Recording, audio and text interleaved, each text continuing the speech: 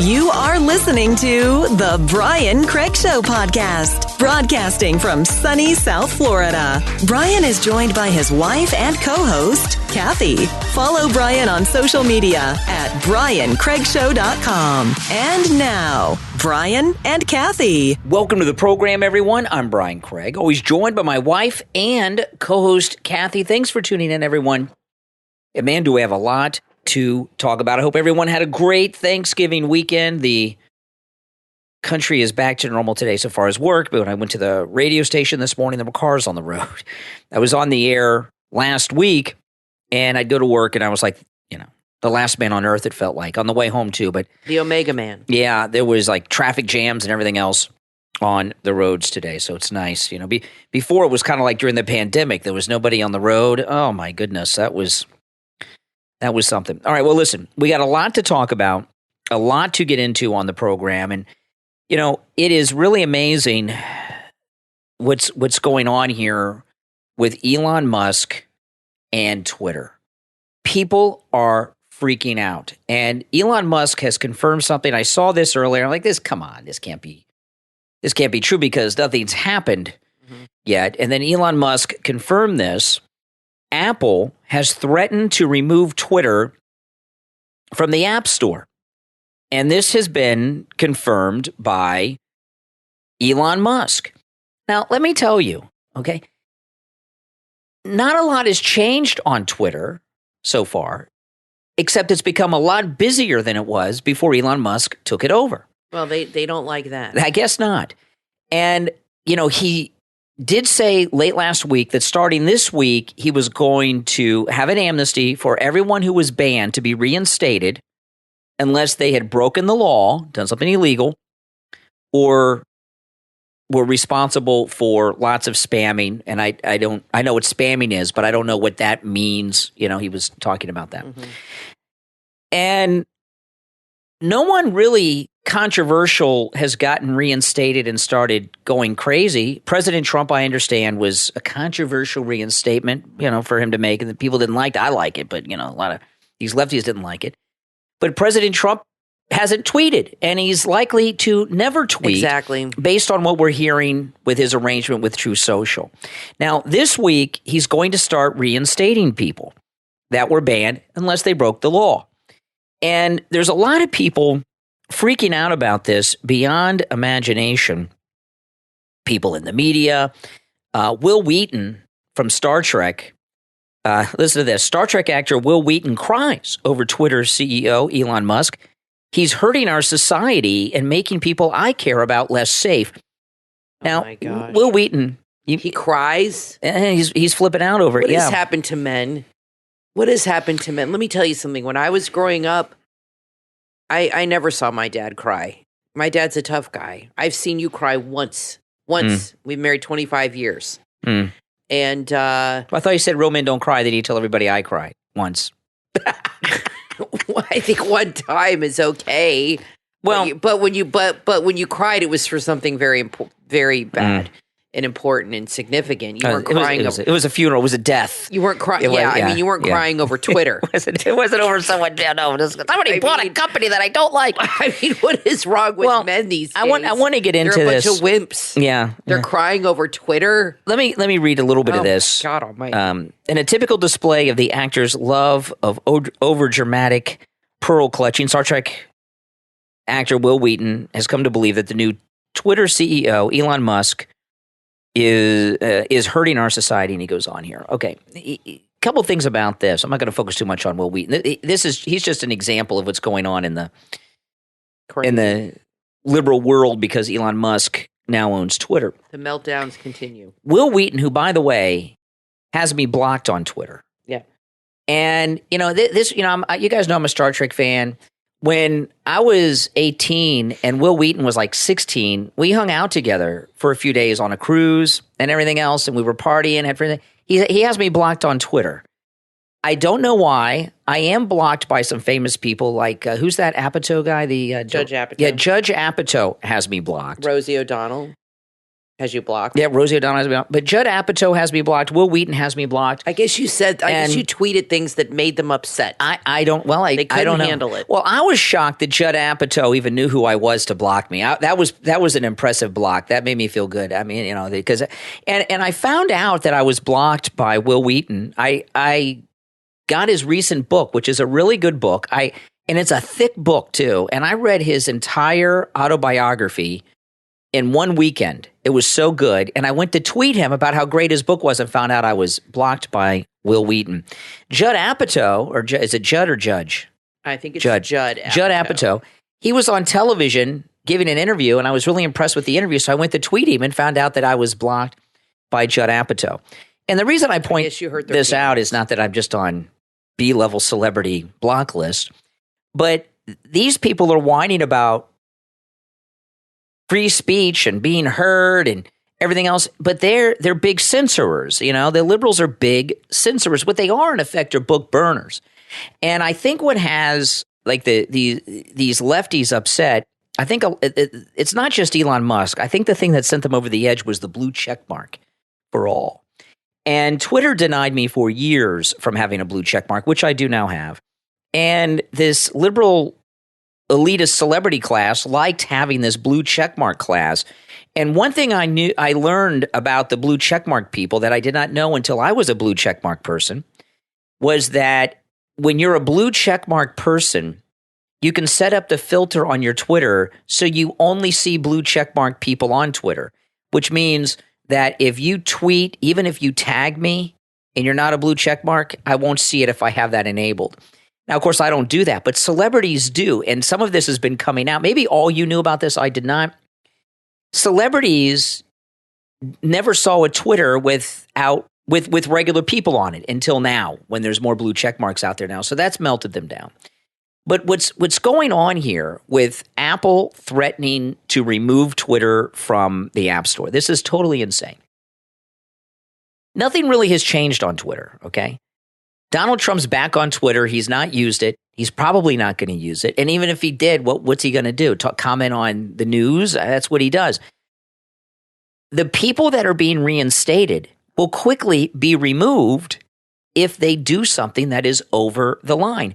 Some of the people that are going to be reinstated, and I bet you there's over 1 million of them that have been banned just because, and you just don't know about them because they're not famous, so they can't go to other platforms and let the world know. But I think there's maybe 1.5 million of them, maybe even more. And they're going to all be back on Twitter. And it's going to change the dialogue in the news cycle on everything that goes on in our society, which is what the internet is supposed to be about. I've talked to you guys about this before. I remember a world before the internet, right? You do too, Kathy. Yeah. We do. And when I first started on the radio, there was no internet. And we had to get our news and information to do show prep in the morning from newspapers and magazines and things like this. And it was time-consuming and awful and expensive. And when the internet was new, I was like, oh, wow, this is amazing. I can get all this news and stuff for free. Because, it would get expensive. You had to buy 4 newspapers a day and the Sunday papers and all this stuff. Magazines. It was expensive. It didn't make a lot of money then. And the internet was always sold to the public. And Bill Clinton used to call it this. I never heard Bill Clinton use the word internet once when he was president. He called it the information superhighway, where all information would flow. It would be more information than you've ever had access before, and it would be freedom of information. And boom. And now we find out, in these last couple of years, it's been oppression of information, throttling people down, banning people, and everything else. Well, and a lot of misinformation. And Elon Musk has said people are abusing it. Well, yeah, some of these people have been banned for years, right? I want you to think about this. In New York City right now, you can go out and commit a violent crime at noon and be home for dinner because they don't have bail, right? Think about that. You can go and commit a violent crime and be home by dinner. The guy that burned down the Christmas tree last Christmas in front of Fox News was out of jail and watched the lighting of the replacement tree. Remember that? He was on TV. They saw him in the crowd. But people are supposed to be banned for life from Twitter because some liberals that used to own it don't like them or what they had to say. Elon Musk said, the people that will be reinstated are people who have not broken the law or spam. I'll leave the spam people out, but they have not broken the law. If they go back on Twitter and get out of control, he will ban them. look at what happened. It was interesting what happened with Alex Jones. I know a lot of you were upset about Alex Jones. Elon Musk very specifically said he will not lift the ban on Alex Jones. And I think it's not because exactly what he says. I think a lot of it is there's a financial liability because he doesn't want to get sued, doesn't want Twitter to get sued. He doesn't want to be responsible for Alex Jones. Okay? And I'm not saying that's right, but I understand where he's coming from a business perspective, and I know I'm going to get a lot of nasty comments from people. There will be no freedom unless Alex Jones can speak. If you were facing those of you who say that, okay, and I understand, I get where you're coming from, but think about this: if it could cost you $1 billion in a lawsuit against you that you would lose if you allowed Alex Jones to come to your house, would you invite him to your house if it would cost you $1 billion? Now, I know some people will say, yes, because that's what, no, you wouldn't. So that's where Elon Musk is coming from that. And I know I'm not saying that's right, but that's where he's coming from. The people that he has allowed back on that were banned, I haven't read any stories about any of them getting out of line. One of them's a friend of mine, Juanita Broderick. Mm-hmm. Juanita Broderick was reinstated. I don't know why she was banned, but she was banned. She's back. Has Juanita Broderick said or done something that's so offensive that she should be rebanned and be banned for life? I don't think so. And there's been a lot of people that have been reinstated in the past couple of weeks. And if you've seen a story or an example of a reinstated person doing something so far over the line since the reinstatement that they should receive a ban again, please let me know. Well, they're going with this whole narrative of Elon Musk, and what liberals do is it's like a, follow the leader. And they put out, it's like they all fall in line and say what they're supposed to say. Mm-hmm. And they put out the messaging that Elon Musk is a danger to the culture, to society, that he's a security risk, that, all this stuff. And then all of a sudden now you're hearing from liberals, celebrity, I don't feel safe. This isn't good. You know what I mean? Well, you know what? Will Wheaton can leave Twitter. Nobody is forcing him to be on Twitter. Social media can be very toxic. People that are famous on Instagram all the time talk about the negative comments and the bad feedback they get. Well, you know what? You don't have to be on social media. You don't have to be on Twitter. You don't have to be on Instagram or Facebook or YouTube or anything you don't want to be on. Nobody's forcing you to do it. But he wants to be on Twitter, but for him to feel safe, he wants Elon Musk and everybody else to be kicked off so he feels safe. I mean, that's a typical liberal response. He doesn't want to leave Twitter, but everybody else that he doesn't like needs to leave. Well, maybe he should get the hell out of there. Something is strange with Will Wheaton, okay? And I don't know what this is about, because I just use him as an example. When he says people that I close to me are getting hurt, he's talking about gays. And for some reason, Will Wheaton is straight, but he's very into gay activism. He wears like rainbow things, which is fine. There's nothing wrong with that.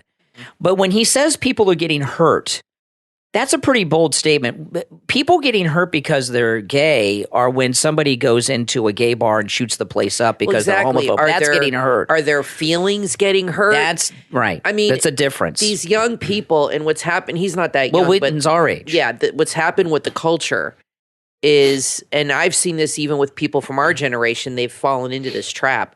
And what's happened with the culture, with this woke culture, is people, if their feelings get hurt, they think that's a crisis. I mean, when I was growing up, my feelings got hurt all the time. I don't know about you, but I was always getting my feelings hurt. That's part of growing up. That's part of life. That's part of growing up. And you got to deal with it and roll with it. And your character grows because you learn how to deal with people that aren't so nice to you. But we live in a world now where people want to be accommodated all the time, and they want everybody to accommodate them, their feelings, and validate them and make them feel special. And that's the world we live in now. And it's not just the millennials and the Zoomers; it's even people our age who fall into this trap. Mm-hmm. So now, what does that mean? People don't feel safe, or they're getting hurt. Their feelings are getting hurt. I think he's referring to the nightclub where there was the shooting. Because there's this whole narrative of how Lauren Boebert and the right, the liberals believe that we are the problem for all of these violent attacks. even though you have people being violence is everywhere. I mean, this is a fallen world. The liberals think that if they could just get us in line, it would end all violence. You know, if they could get us in line, they could create this perfect world. Well, this thing that he's never talking going to about, happen. We're not to blame for this. This terrible shooting that happened. I think that's what he's referring to. In Colorado, Club Q. Okay, this is a terrible shooting that happened there, and it's god awful. Lauren Boebert made some comments on Twitter on the story. I don't think she said anything that physically harmed anybody. No, because she's in Colorado, they're blaming her for the gun. But what they were talking about with Lauren Boebert is what Kathy said. Lauren Boebert didn't get involved or have anything to do with that shooting in Colorado. She's a representative from the state of Colorado. Exactly. So they want to hold her to that. She's a Second Amendment supporter. Her family owned that restaurant where everyone that worked there carried a gun, and she carries a gun. You know, so they're trying to blame her for that. And, you know, here's the thing. Okay. In my line of work, I have dealt with people that upset me all the time, and I deal with people that disagree with me. People call me on the air, and some of them say terrible things to me. People mail me terrible things. People message me on social media platforms, terrible things, and try to hurt my feelings. I've got pretty thick skin, you know, on these things. Your feelings don't get hurt. I mean, you don't ever come home and are like, or read something and get all upset like Will Wheaton and start crying. Yeah, it's ridiculous. You'll show it to me and you start laughing. It's ridiculous. Like, look at this idiot. But but there's a difference between really being hurt, like at that god awful shooting, or those poor kids, those college kids in Idaho, and having your feelings hurt. You know, Sheila Jackson Lee was on one of the Sunday shows over the weekend, the congresswoman from Texas, and she was talking about how the sticks and stones era is over, that words can actually hurt. Words can hurt if those words are followed with an action that hurts someone. But the sticks and stones, you know, I think that's an old phrase that's been forgotten. But this thing with Elon Musk. Words can only hurt if you let them hurt you, okay? If you allow them to hurt you. People say mean things all the time. And the Bible does say that the tongue is the most dangerous weapon, that you have to learn to control what you say. And look at just how wars can start with just something somebody says. So words do matter. I understand that. But you allow people to hurt you. If somebody says something to you negatively, or you see something, I don't know how people being reinstated on Twitter can hurt your feelings and hurt somebody, but I think he means as far as here's the thing with Twitter. He sees Republicans and he sees MAGA as a true threat, that we are violent, that we stoke violence, and I think that is what he's referencing. Well, you know, and I think all liberals feel that way. This thing with Twitter and Elon Musk and Apple. What happened over the weekend, people were speculating, what if Apple and Google kicked them out of the App Store? And then Elon Musk said, well, I'll start my own phone. They have to do that. And now we're finding out that Apple's really threatening this. You know, the reason they're upset about Elon Musk and Twitter is because they've lost control of the flow of information. They clamped down on all speech that they disagreed with by banning people. People left the platform because they were upset at people being banned. And a lot of people were afraid to share their opinions on things for fear of being banned or doxxed or things like this.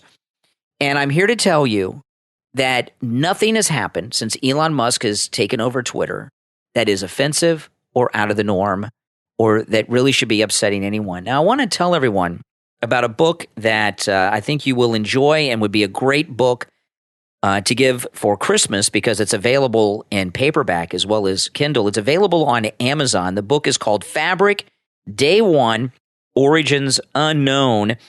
And just let me read the description of the book, okay?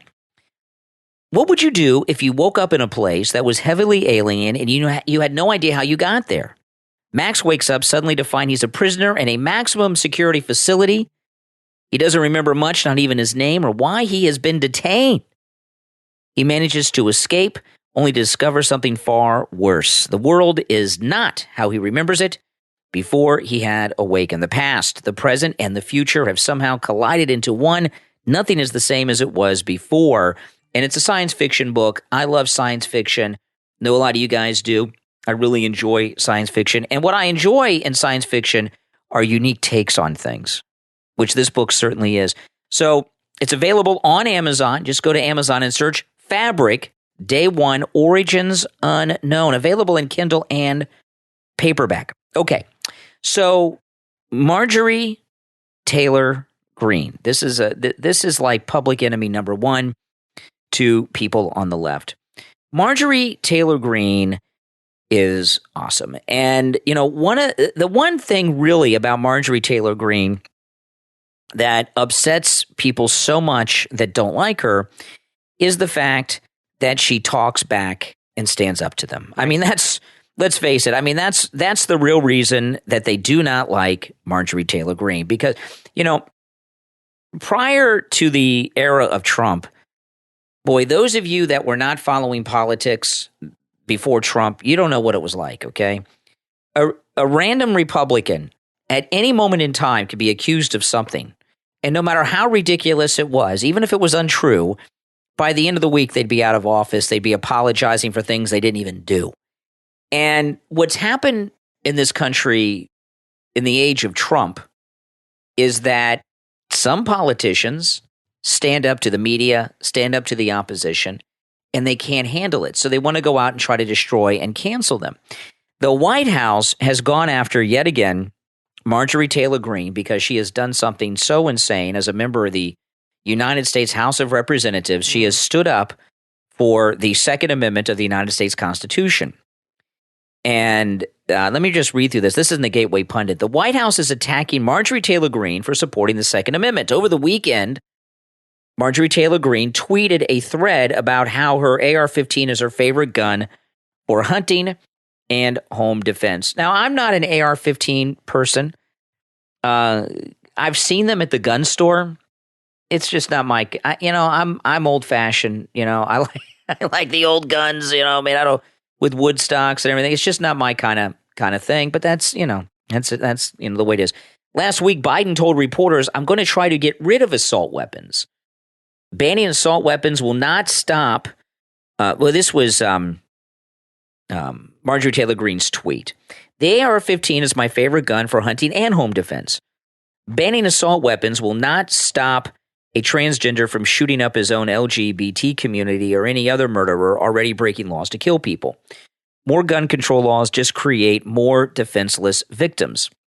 That's very true. Yeah, and we had a few years ago, we had a very sad, tragic mass shooting at a gay club in Orlando, Florida. Mm-hmm. The Pulse nightclub, and that one was god awful. I mean, it was god awful. They're all bad, but that was especially heinous. Yeah, it was really killed a lot of people. And the guy that this one, I'll just talk a little bit about it because it's important to this story. This is a Florida story. We're in Florida, so this is one we knew about. And that gay club was not his first target. His first target was Walt Disney World. And there's an area of Walt Disney World known as Disney Springs. It's part of Walt Disney World. It's a shopping restaurant district. It's not one of the theme parks, but it is still part of Disney World. It's a shopping area, a lot of fancy restaurants and stuff. And they also have concerts there. They have a House of Blues there where they have concerts. And the guy that shot up the Pulse nightclub, his first target was that place, Disney Springs at Walt Disney World. He showed up to do it. He had his guns and everything. And there was a concert at the House of Blues.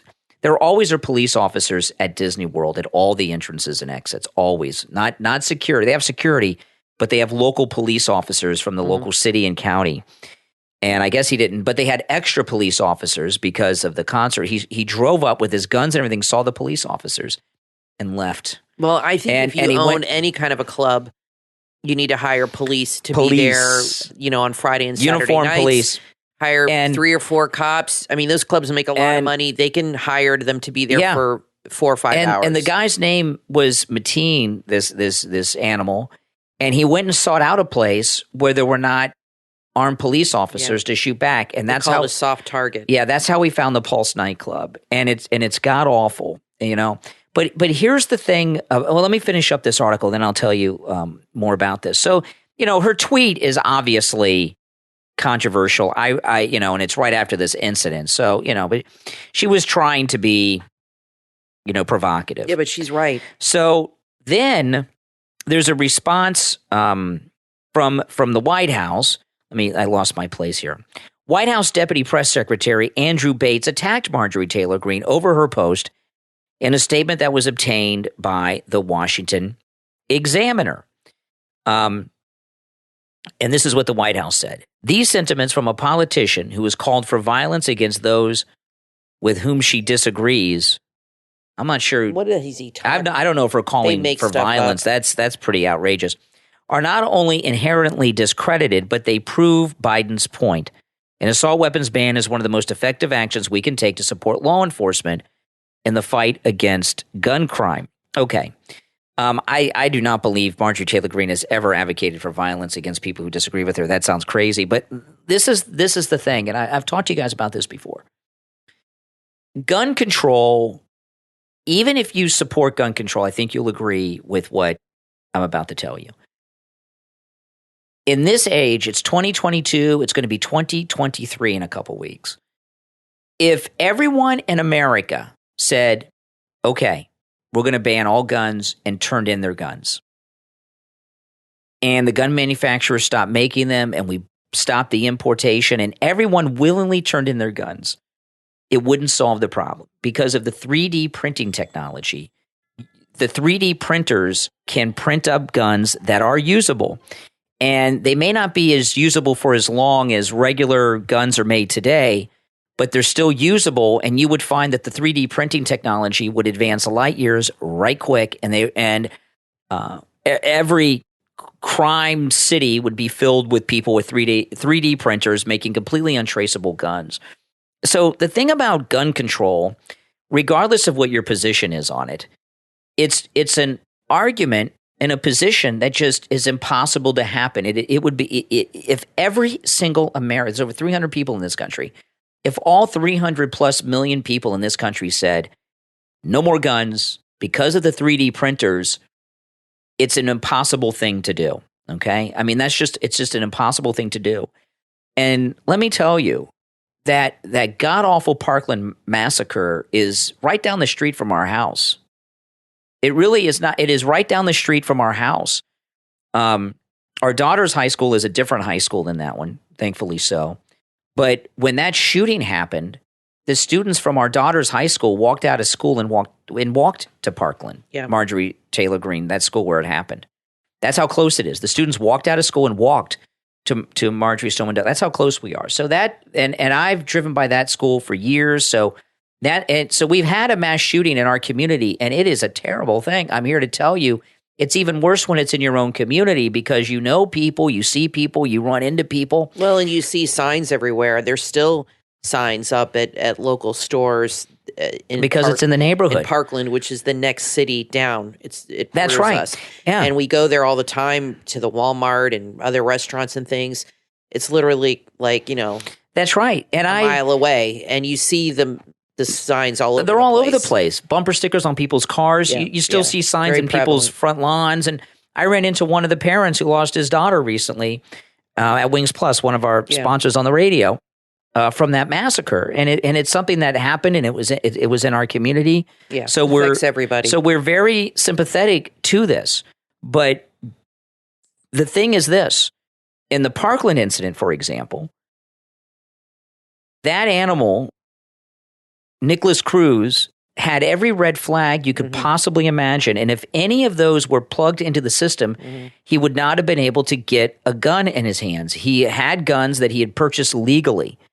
And Parkland, where this happened, is an upscale community. We don't live in Parkland. We live near Parkland. It's a very elite community, okay? It's not the kind of place where you can go buy guns on the street. If Nicholas Cruz, the police were at his house a couple of dozen times for calls such as elderly abuse and other domestic violence incidents. He should have been arrested many times. And because of those types of incidents, if he would have been put in the system, he never would have been able to get a gun. And of course, there was somebody with a gun at the school, the police officer who went and hid when Nicholas Cruz came on campus, who could have stopped him. There were a lot of things. Up to it, and that day that went wrong, that allowed this to happen. Same thing with Uvalde. You had that guy who the police chased into the school.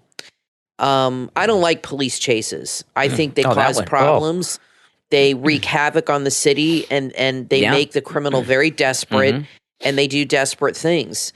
And I don't think it's a good idea to go chasing. I mean, it just, I don't know. I know there's a lot of police chases. Uvalde was messed up. Those cops did nothing. And then you had the cops who were standing in the hallway, dozens of them. I don't understand how that could even happen. And they were standing there, and this guy's in the room. There's children calling the police, begging for them to help. Begging, little babies. Literally in the room with the killer, crying, asking the cops to please help, and the cops are on the other side of the door. What kind of a police officer sits there and does nothing? I don't understand that kind of thinking. They either weren't trained, they didn't know what they were doing. They can't just blame it on one guy, because I would like to think out of all the cops there in the hall, there would be a couple that would be like, screw this, we're going in. This is BS. None of it. Really, no. Nobody stepped up. Some of the did parents anything. Yeah. The parents wanted to get their guns and go in and get this guy. And believe me, if they would have let them, they would have done it. Because let me tell you, if that happened if Emily was in elementary school and that happened at her school, you better believe Brian would come home and get his Glock and go up there and be like, I'm going to go in and kill that bastard myself if you guys don't do something. Yeah. Can you imagine if you're a parent and you're standing at the school and there's cops everywhere and there's a guy, a maniac, in your children's classroom, and the cops are standing there with their heads up their asses doing nothing? How crazy. Frustrating. It's crazy. Well, all those police officers are out of work. Big deal. They're still alive. That community it's horrific what happened there. And again, you see where the police and there was a breakdown and they didn't do their job. Same thing here with Parkland. People not doing their job. And that one guy that had that shooting, I think it was at the gay club recently. They said that he had threatened somebody with a bomb. He had attacked his mother. That's right. And the police did not press any charges Correct. on him. So there were no red flag laws imposed on him. Same deal. So he was able to buy a gun. He threatened his mom and other people with a bomb. Why didn't they arrest him? They didn't press charges. They let him go, and boom, he was able to get a gun. Here's the point. Another same thing, three in a row, same thing. I think most people would like to live in this utopian world where none of these tragedies happen. Of course. I mean, these are all terrible things. But they're focusing in on something that's impossible to achieve. The United States will never do away with the Second Amendment. You've got it. So if you want to fix the problems, you've got to be realistic and say, well, the American people are never going to stand for gun confiscation. So since that's never going to happen, what can we do to prevent these things? Brian, they don't want to fix the problem. Well, that's what I was about to say. Both sides use it politically. So the left really, the leadership, I'm not talking about like activists, I'm talking about the leadership in Washington. They really don't want to fix the problem. No. Because if they really wanted to fix the problem, they would look at some of the things we were just talking about, and that's how they would fix it. And it's really sad and unfortunate. And we're going to take a quick break. When we get back, there's a lot more to talk about. We've just scratched the surface. But what's going on here right now during this holiday time in this country is upsetting. And it's got to be talked about. My name's Brian, always joined by my wife and co-host Kathy. We'll be right back. Do you like helping others live a better life? So many people live with pain, but you can help make their lives better and pain-free with Rossiter Stretching. Rossiter Stretching is a proven and effective pain premium relief flexibility solution. It's a safe two-person stretching program that not only quickly alleviates pain, but can prevent its occurrence. This technique helps increase mobility, as well as reducing incidents of injury and pain from repetitive movements. It's perfect for massage therapists, chiropractors, fitness trainers, athletes, anyone. No matter your level of expertise, you can use this system on friends, family, or as part of your business. At Rossiter.com, you can become an RST coach in just a few weeks and can start building or enhancing your career. The instructors at Rossiter.com are certified by the National Certification Board for Therapeutic Massage and Bodywork, the National Academy of Sports Medicine, the Athletics and Fitness Association of America, and the National Pilates Certification Program. Rossiter Stretching is practical, simple, and easy to learn. Visit Rossiter.com and get started today. What would you do if you woke up in a place that was heavily alien and you had no idea how you got there? In the book from author M.K. Hussein, Fabric, Day 1, Origins Unknown, available on Amazon, meet Max, who wakes up suddenly to find he's prisoner in a maximum security facility. He doesn't remember much, not even his name or why he's been detained. Somehow, he manages to escape the wretched place only to discover something far worse. The world is not how he remembers it before he had awakened. The past, present, and future have somehow collided into one. Nothing is the same as it was before. Trapped on this new world, he finds out he only has 3 days to live and only 3 days to find a cure. He has to walk through a mystical door that has only room for one. The only problem is he's not the only prisoner on the planet. What happens next? Find out when you read Fabric, Day 1, Origins Unknown from author M.K. Hussein, available on Amazon in Kindle and paperback. Finding cool and unique gifts for the nerd in your life can be tricky. Luckily, LVL Uplife on Etsy makes it easy to find awesome accessories and apparel. Cuddle up with their Jack Skellington Nightmare Before Christmas throw pillow and their comfy Ditto Pokemon blanket. Add some interdimensional fun to any desk with their Rick and Morty mouse pad, stocked with Pokemon, League of Legends, anime, Rick and Morty, and much, much more. There's something for everyone. Give your friends and family, or maybe yourself, the gift of epic nerd accessories and apparel from LVL Uplife on Etsy. Go to Etsy.com and search LVL Uplife. That's all one word. LVL Uplife on Etsy. Order now. 5527, runway 8 kilo. You're clear for takeoff. Do you want to get your kids a toy they'll really love? The Kids Thrill Kids Airplane toy on Amazon is an exciting airplane ready for takeoff. Let your children transform into pilots and experience a fun playtime with the Kids Thrill Kids Airplane toy. It's perfect for kids of all ages who love airplanes. This toy promotes fun and engaging playtime as well as a creative imagination. The bright colors and wheels will help your children visualize the airplane's toy action like a real pilot. And with lights and sound, allow your child to learn motor skills and help them develop their creativity to stimulate their brain development. It makes a great gift, and the fun doesn't stop there either. Kids Thrill on Amazon have a lot of other toys too, including fun and educational toys for babies, toddlers, and children of all ages, including stacking cups, baby toys, toy trucks, like their fire trucks, garbage truck, and construction trucks. The prices at Kids Thrill have huge discounts for the holiday season going on right now. Kids Thrill take great pride in their customer service and the quality of their toys. So what are you waiting for? Go to Amazon.com right now and search Kids Thrill for endless hours of fun for your kids. Kids Thrill on Amazon. Start shopping right now.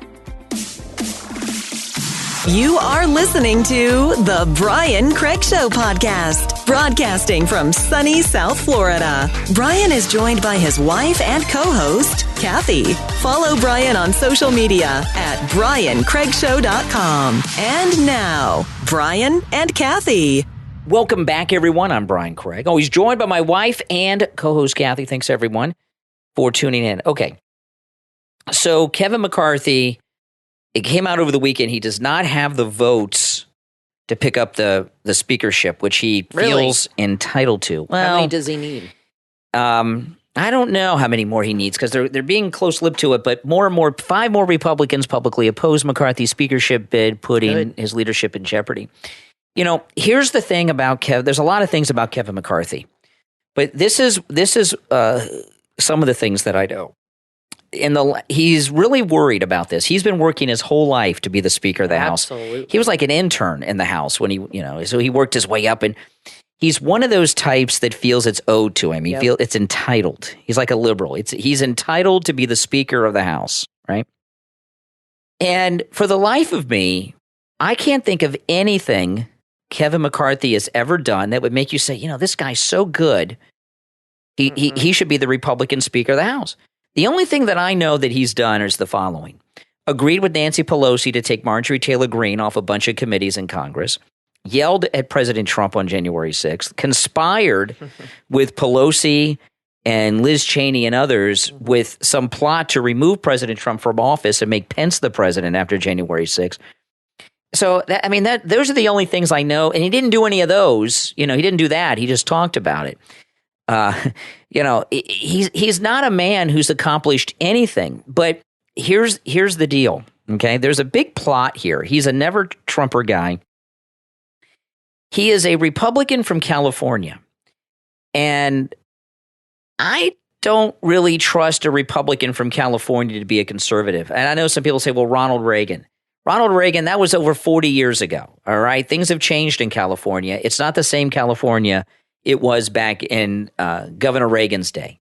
And he didn't go right from governor to the president. He was not governor for several years when he became president. California is not the same California back then, so that doesn't apply. Nixon was from California, too. We went to the Nixon Library that was in California. Oh, my God, that was even further back. Yeah. I mean, come on, this is like 60 years ago, you know. So it goes way, way back. Things are much different out there now. And California... Here's the thing with California. I don't trust Kevin McCarthy for the reasons I stated, and others lived with Frank Luntz until he got caught and was lying to everyone, including his wife, saying he was living at his office. Remember that? We were living with Frank Luntz. His wife found out when we found out in the Gateway Pundit. Nobody's living in their office. Some of them have. It's whatever. They claim. No, I don't believe that. They're nice offices. Well, regardless of that, maybe this is what we know about California. The most high-profile people, except Biden, that have been running our country lately are from California. Nancy Pelosi and Kamala Harris. There are others from California. Adam Schiff from California. Yep. Dianne Feinstein. And what we know about the California Democrats is they've been infiltrated by the Chinese spies. From the CCP, the real Chinese intelligence service. Who's the guy, Swalwell? With Fang Fang? Eric Swalwell. Eric Swalwell with Fang Fang. Yeah, another winner. And, here's the thing. I really feel that, and I don't think this is a stretch, that the CCP, the Chinese Communist Party, the People's Republic of China, has a lot of influence, not just over the Democrat Party in this country, but they have special control over the California wing of the Washington politicians. And because of that, to have another Republican out of California to become the speaker to replace the last speaker who was also from California, it seems to me that China's just switching speakers with different, genders and different letters after their names on the ballot. And something's going on. You said Matt Gaetz is challenging him. Who Matt else Gaetz, is challenging him? a bunch of people. Some of them you never heard of. Who do you think's going to get it then? If he doesn't have the votes, who are they leaning It'll towards? probably end up being him because he may not have the votes, but he has more votes than anybody else. Plus, a lot of these people that say they're not going to vote for somebody, they're angling to get something out of it. Yeah, money, power, position. They say that it's like actors who say they're not returning to a show because they want to renegotiate their contract. Yeah, there's a lot of that. So you have that going on too. They go to the press, they say, I'm not going to vote for him, or I'm on the fence, or this or that, because they want a favor. They want something want to, I'll scratch your back, you scratch mine. Kevin McCarthy. So they're angling for that. Is the Republican leader in the House right now, even though he's not the speaker yet. He has control over the money that gets spent on congresspeople running for office, among other things. And when does this get decided? January 3rd, when the new Congress comes in. And so he can decide who gets money to campaign with and who doesn't. And who becomes the speaker is very important. It's very, very powerful position. Very powerful. Lots of perks, too. Some of these people that have not pledged their vote to Kevin McCarthy are doing what Kathy said. They're holding out because they want some bill passed. Yeah, they want something. They want some bill passed that'll pay off some donors back home and things like this that they owe favors to. Yeah, for sure. So the chances are that Kevin McCarthy will become the speaker. Okay, and there's a slight chance that he doesn't, but the chances are he will, and we'll have to deal with it, and that's the unfortunate reality of it. But this guy is a snake, and he cannot be trusted whatsoever. What's going on in China right now, there's a mass uprising going on in China over lockdowns and things like this. I'm sure you've seen some of it on television. Mm-hmm. And I was reading a little while ago that China is flooding Twitter with pornography to bury tweets about the conditions in China. And, I remember when the COVID pandemic was in the early days, President Trump shut down travel real quick. Remember that? From China, people were upset. Remember Nancy went to Chinatown in San Francisco? And they said he was being racist. What has Biden done to deal with what's going on with China. He's not going to do anything because they don't want him to do anything. Is there another spread coming from China? Why are we not shutting down all travel out of China right now? I don't understand what's going on here. And I'll tell you another thing. Where's Kevin McCarthy on this? You know, he wants to be Speaker of the House. All he seems to be worried about is himself right now. Mm-hmm. You know, what's going on in China, I think, is really frightening. And people say, well, it can't happen again. It happened the first time, and it can happen again. They want us to stay out of it. They want the politicians to stay out of it, not say anything, not draw attention to it.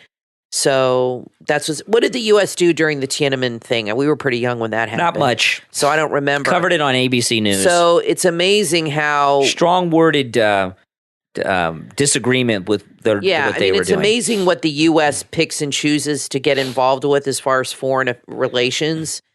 They give all this money to the Ukraine. They want more money now. Biden's trying to get even more money now for aid and all this stuff. And so they get involved in that. And then the thing with China, where you have protests and they're locking down people, we just totally stay out of it.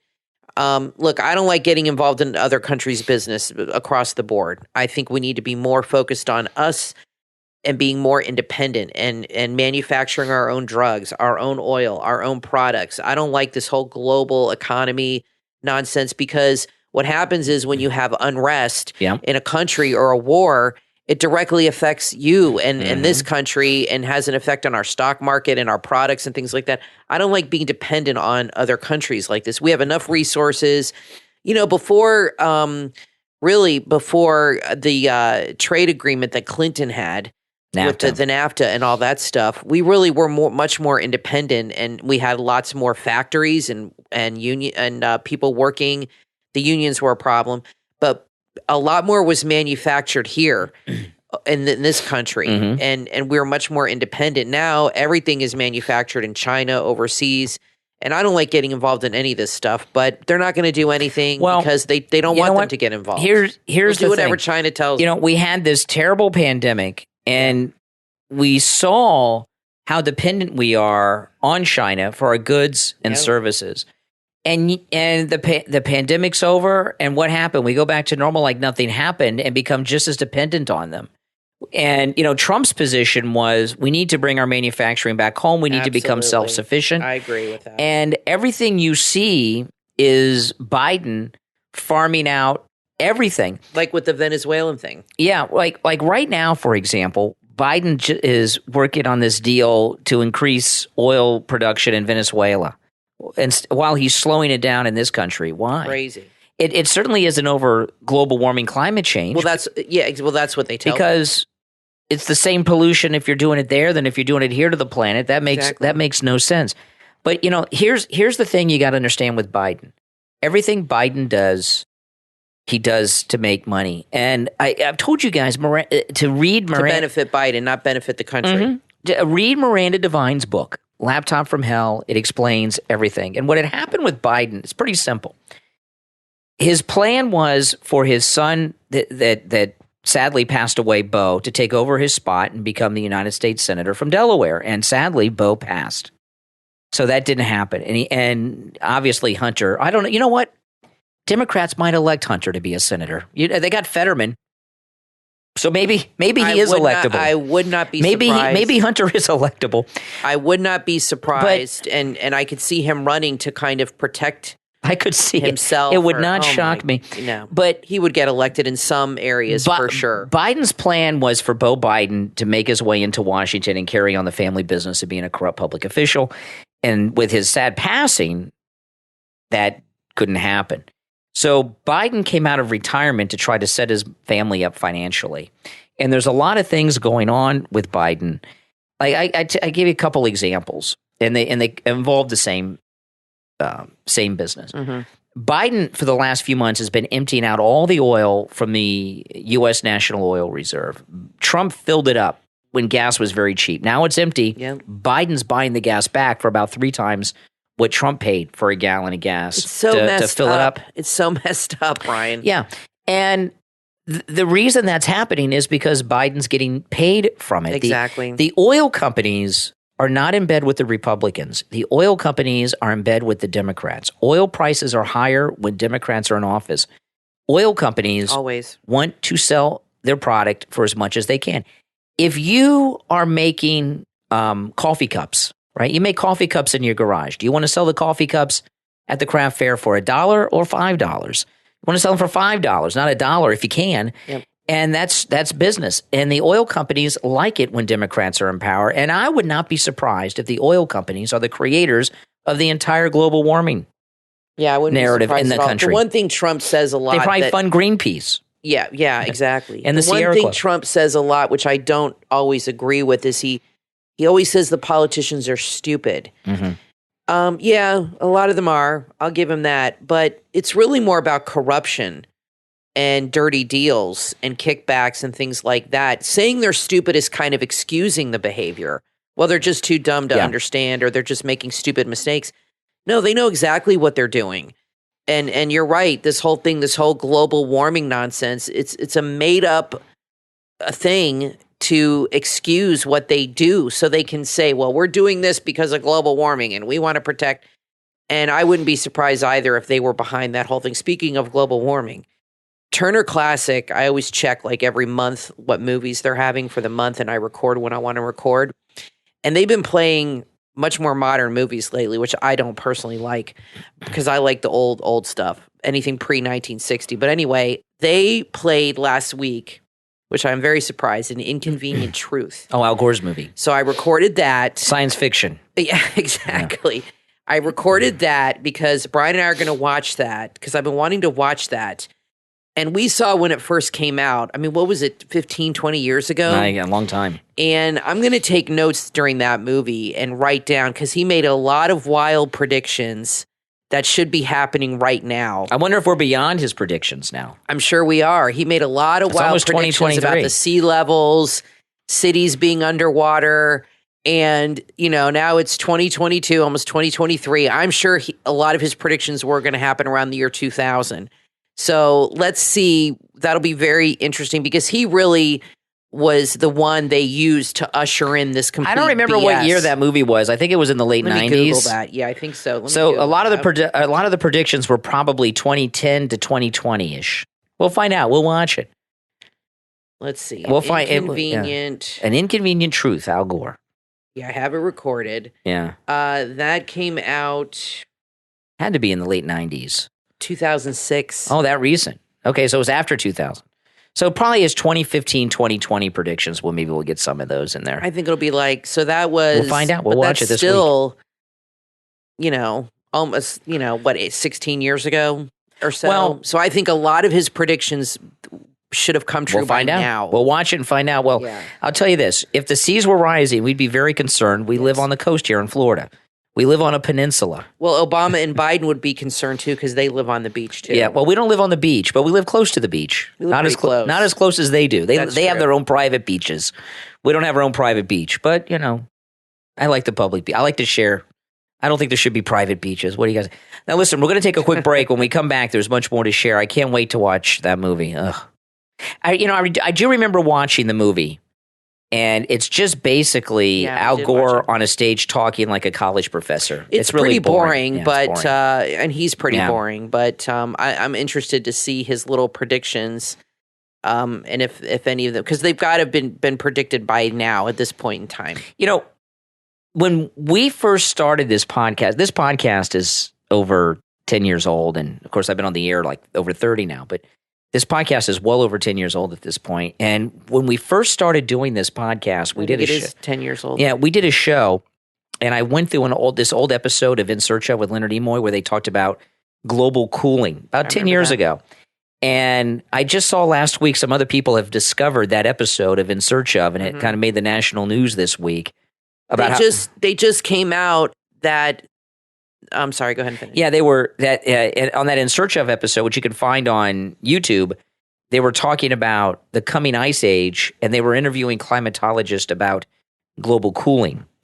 So things have changed. Yeah, things change, and they just came out last week saying that a high HDL is not good for you after all, after they've been telling you for the last 2 or 3 decades that the high HDL, the happy cholesterol, as they called it, is good to have, and now they're telling you it does nothing.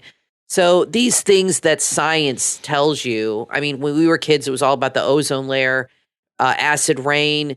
These things that scientists tell you, most of it is theory and most of it is BS. Somebody gets paid to write a letter, and then 20 years later, you find out that coffee isn't going to kill you. I mean, coffee's bad and now coffee's good. Wine is bad, now it's good to drink wine. You wait long enough and the science just automatically reverses itself. It's just crazy how that happens. Well, listen, we're going to take a quick break. When we get back, there's more to talk about. Don't go anywhere. I'm Brian, always joined by my wife and co-host Kathy. Back after this. Want to know where all the bodies are buried? Author Robert Allen Miltenberg holds the key to that question in his book, Pool Boy to the Mob, Everybody Out of the Pool. Author Robert Allen Miltenberg holds the key to that question in his book, Pool Boy to the Mob. Welcome to Mob-Ammy Beach. This book is a fictionalized account of Miltenberg working at a mob-owned Miami Beach hotel in the 70s. If you're a fan of The Godfather, Goodfellas, or The Sopranos, you will love this story that's full of colorful characters and wisecracking wise guys. It's a story with everything from Playboy bunnies and weaponized parrots to shattering the glass ceiling and getting away with murder, all in paradise. This is a wise guy tale you've never heard. Surrounded by pools, the trick for Bobby Moskowitz was not slipping in the one thicker than water. Bobby lived to tell the tales, and now you can read all about it. The funniest mob novel since Jimmy Breslin's The Gang That Couldn't Shoot Straight. Pool Boy to the Mob, Everybody Out of the Pool, from author Robert Allen Miltenberg, available on Amazon. Order your copy right now. Music lovers, there's a hard rock band out of Perth, Australia on YouTube that you're going to want to check out. Interflow on YouTube at Interflow Official. They combine their musical influences of the 70s and 90s rock into a style of music that's energetic and entertaining. Interflow began honing their craft and perfecting their songs while gigging around Perth and Fremantle. And in October 2020, they released their debut EP, Influence. Interflow are fast becoming known as one of Perth's best bands. Check them out on YouTube at Interflow Official. Subscribe and share Interflow on all of your social media so your friends can subscribe too. Interflow Official, the official channel of Interflow on YouTube. Everything is better fresh, and nothing beats the smell of freshly roasted coffee beans in the morning. You can enjoy the feeling of fresh coffee every morning, delivered right to your doorstep with Heavy Seas Coffee. Heavy Seas Coffee is a subscription service for coffee. Each order is roasted the same day it's shipped, guaranteeing you fresh coffee beans and that fresh coffee feeling. Heavy Seas Coffee makes it easy to brighten up your morning with a fantastic cup of coffee. Choose from their selection of premium coffee roast and blends. Anyone can enjoy the goodness of freshly roasted coffee with free shipping on all orders in the United States. That's right, free shipping. Give your favorite coffee drinker a gift they'll be jumping out of bed for each and every morning. Have that fresh coffee feeling delivered straight to your doorstep with Heavy Seas Coffee. Order right now online at HeavySeasCoffee.com. That's HeavySeasCoffee.com. The newly released poetry book, Broken Wings Can Fly Too, from author Paulina Sophia, engages in free thinking and challenges the constructs of our society. This must-read book helps readers gain a new understanding of womanhood and nature. Order now. Broken Wings Can Fly Too, from author Paulina Sophia, available in Kindle and paperback on Amazon. You are listening to the Brian Craig Show podcast, broadcasting from sunny South Florida. Brian is joined by his wife and co-host, Kathy. Follow Brian on social media at BrianCraigShow.com. And now, Brian and Kathy. Welcome back, everyone. I'm Brian, always joined by my wife and co-host Kathy. Okay, so this killing in Idaho that is still in the news, there has not been an update since I think the morning after. There's been no update since the crime happened. It's awful. And there's all kinds of speculation as to why this case is all over the news and so many others are not. You know, there's a couple reasons why. One of them I'll tell you about. True crime is one of the hottest things now on television and podcasts and everything else. So people are very interested in true crime. But, you know, we watch a lot of true crime. A lot of you guys may not remember this, but before Trump, President Trump changed everything in the media. Before Trump came down the escalator, the media covered crime stories like this all of the time. True. And this one they like because there's a mystery and it's ongoing. So the news used to be mostly crime. There was an old phrase, if it bleeds, it leads. The news after Trump came down the escalator got more, there's always been politics, but it's become like 100% politics. Yeah, I agree with you. I remember growing up and watching the news. It was a lot more focused on crime. Even the national news. For sure. But here's the thing. I was talking about this on the radio this morning, about this Idaho case. And this is a god-awful tragedy.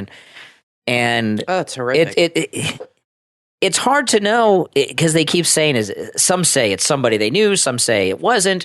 I think if it was someone they knew, we're 2 weeks in, we'd have some more information, because when somebody commits a crime like this, even if they left no evidence and have everything taken care of, okay, they think everybody knows they did it, okay? Even if they have everything, they're in a panic.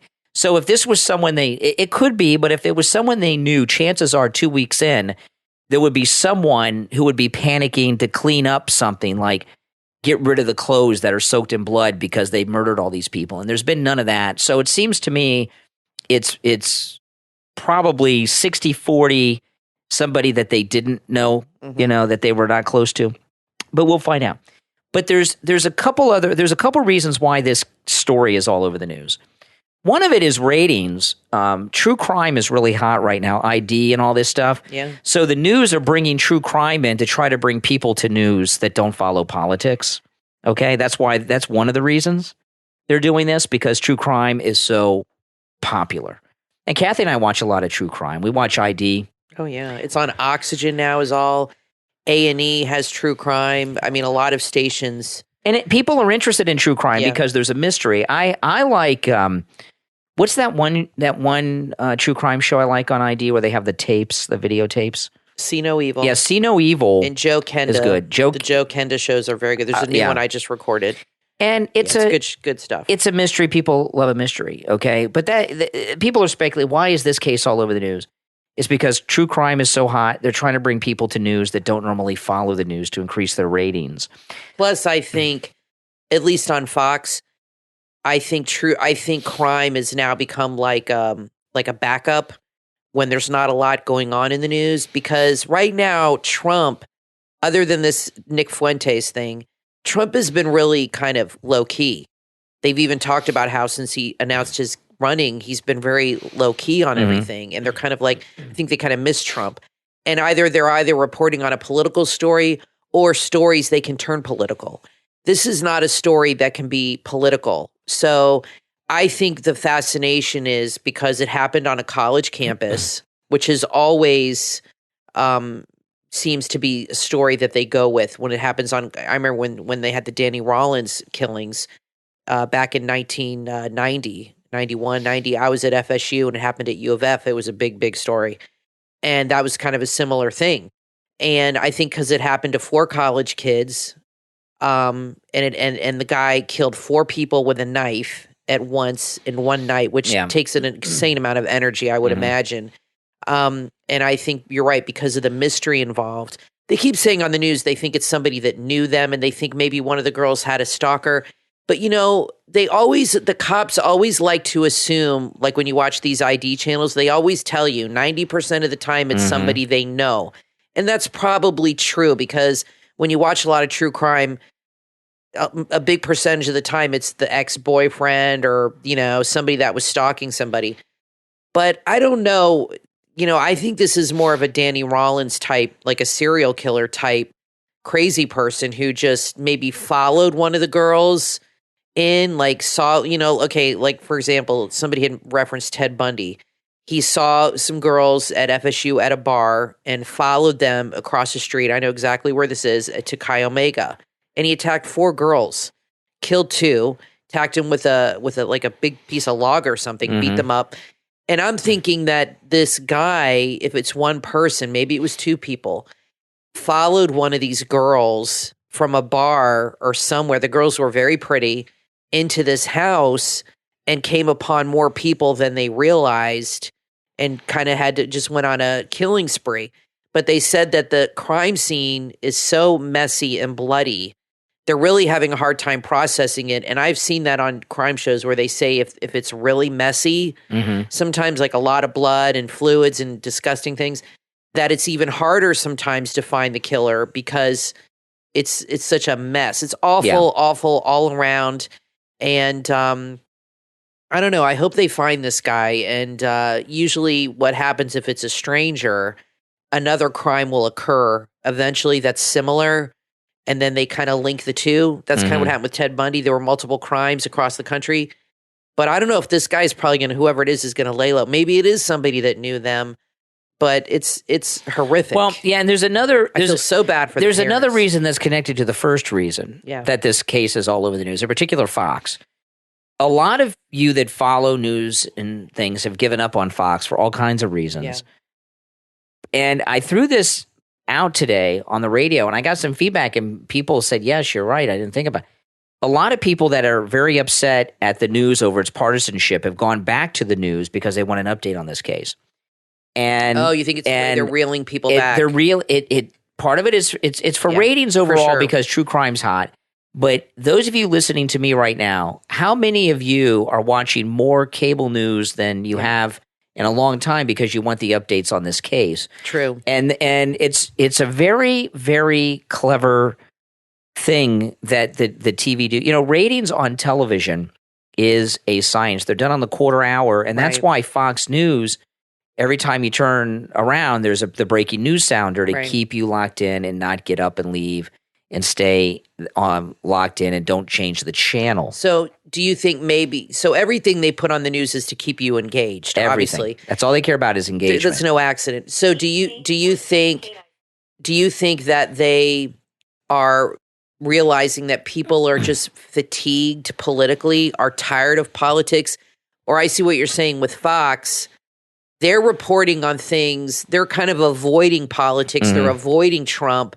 And they're bringing people back into the fold by reporting on other news stories. They're trying to regain the audience that they've lost. You know, Fox News is still number one by far, but there's been a mass exodus of viewers to Newsmax and other platforms and things. And they're using this to get people back in. Now, that doesn't mean that's not good reporting, and we want to see justice done here.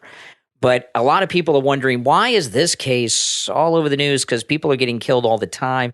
It is unusual and all this, but I think the main reason are the reasons I told you that I think they're carrying it. And, you know, I think they also go by, they kind of decide in the moment, like if they give a report on something and the audience is really engaged and wants to know more, they'll stick with that story. Okay, they're interested in this. Let's keep up with this.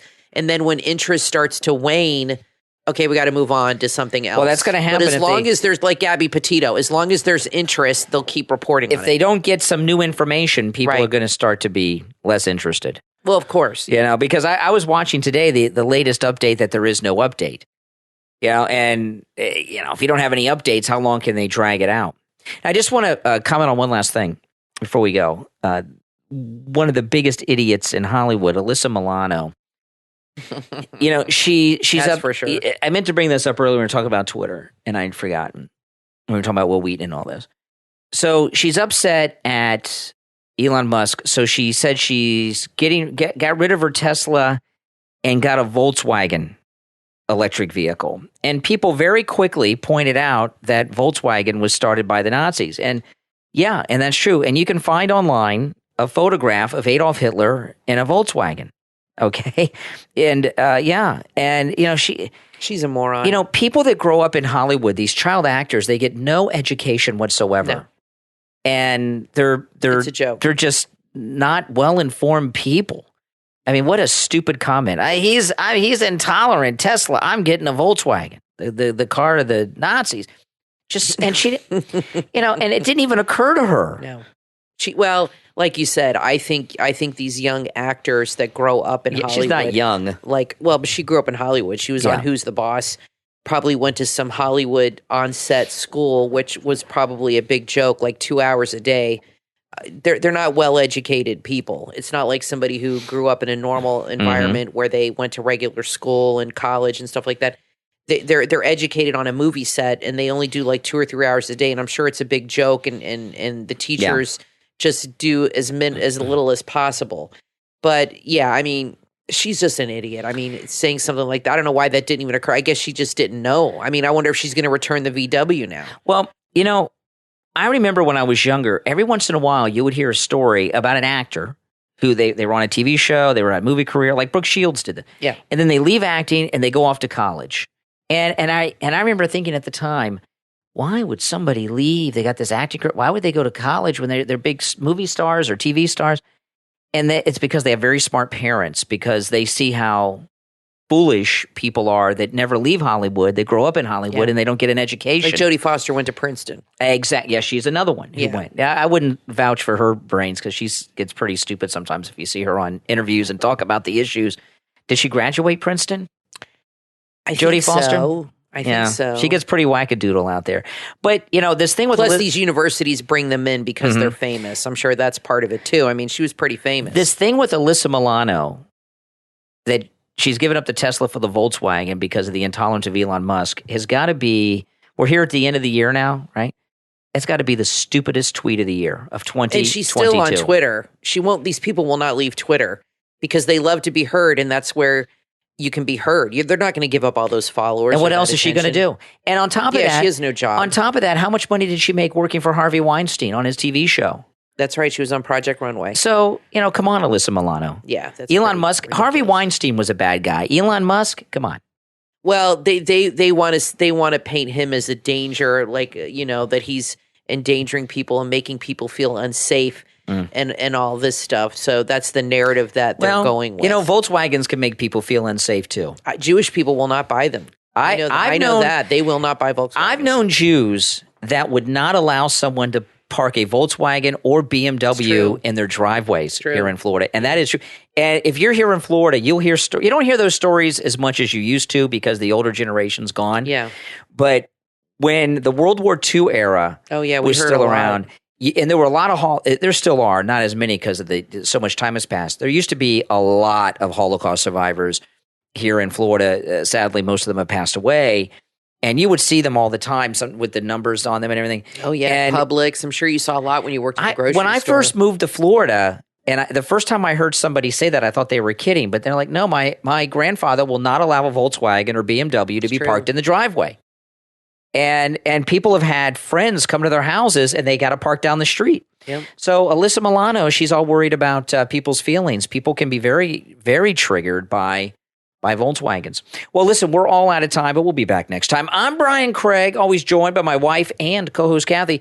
Thanks for listening, everyone, and we will talk to you next time. Comedy podcast fans, there's a podcast that will have you on the floor laughing. Gene and Ozzy bring you the company of two fun-loving and joke-cracking old friends. They're two old friends that discuss all kinds of things, but no controversial subjects and no politics. It's a fun and clean time you can count on to make you smile. It's perfect for your drive to or home from work. Take a break from the stresses of life and have a chuckle as you listen to Gene and Ozzy discuss your favorite topics. Hey, I'm Gene. Hola, I'm Ozzy. Welcome to the Gene and Ozzy Show. Did you want to be Darth Vader? Never. What? No, that was not my favorite character on Star Wars. And sometimes you had no idea how to even play the game. I can't describe Joust to you. I had no idea what that game was all about. Stuart had more toys than I did. You know, I got to meet the Stuart one of these days. Is he alive?